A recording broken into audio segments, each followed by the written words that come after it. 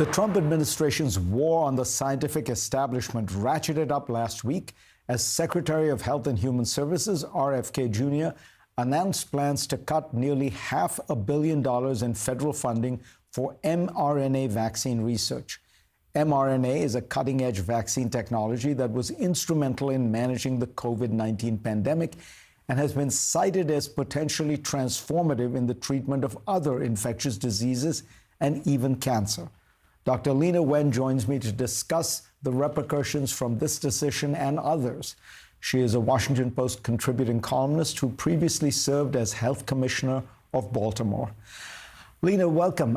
Explain to all of us, just so we understand, what is it that is so special about the mRNA vaccine? I'm having sort of, flashbacks to COVID, and I think we all knew this, but just remind us.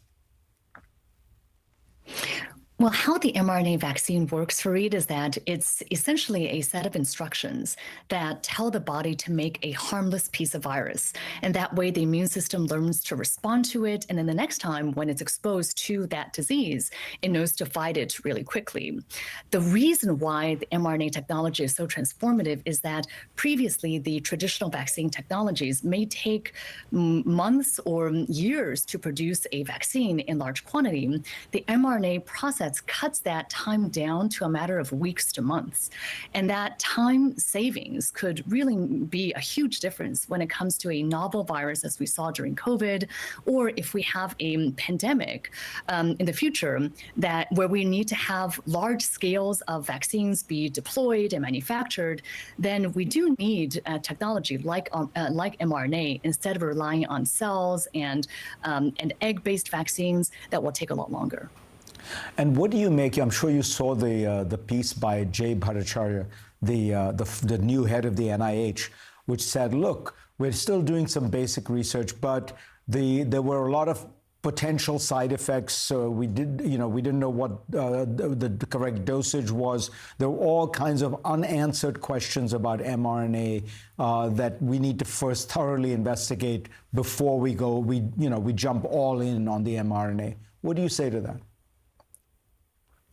I would say that at this point, the mRNA vaccines, specifically the COVID vaccines from Pfizer and Moderna, are some of the most well-studied vaccines in the world. They have been given to hundreds of millions of people worldwide.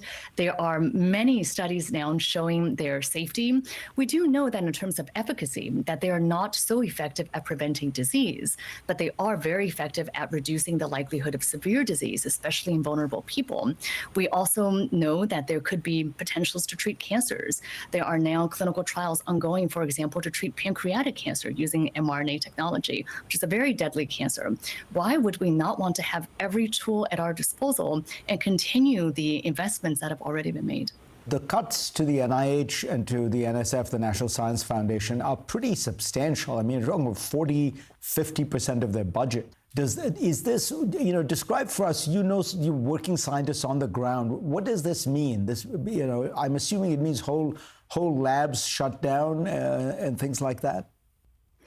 We are already seeing many scientists have had their grants halted, often without explanation, but then they find out that their grants their research contain keywords like health disparities or gender or health equity or HIV or coronavirus or vaccines, any number of things that this administration seemed to not be in favor of.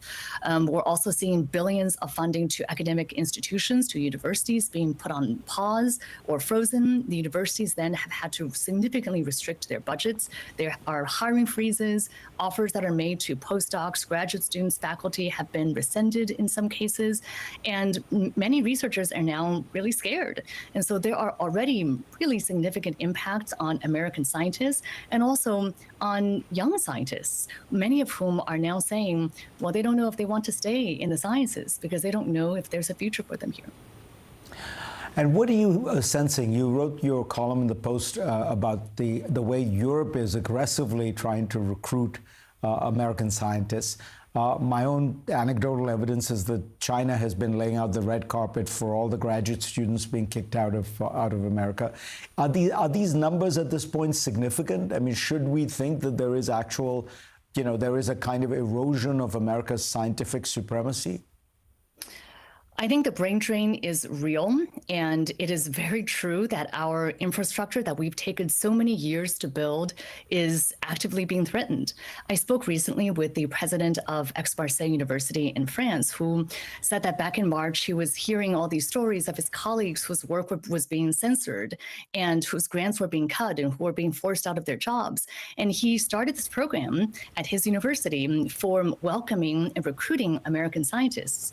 And they are on track now this year to welcoming about 30 American scientists. They received over 600 applications, I believe, from scientists at Hopkins and Stanford and Columbia and even at NASA. And this idea is gaining traction. The European Union is investing 600 million euros to recruit American scientists. The French Parliament has a bill to establish a new category for scientific refugees from the US. And I just have to say, this is really unimaginable, even a year ago, that this was going to be the case. Aix-Marseille University currently welcomes refugees from countries like Syria, Lebanon, from Ukraine. Who thought that the US would be joining that list? Lena, pleasure to talk to you. Thank you so much for joining us. Thank you, Fareed.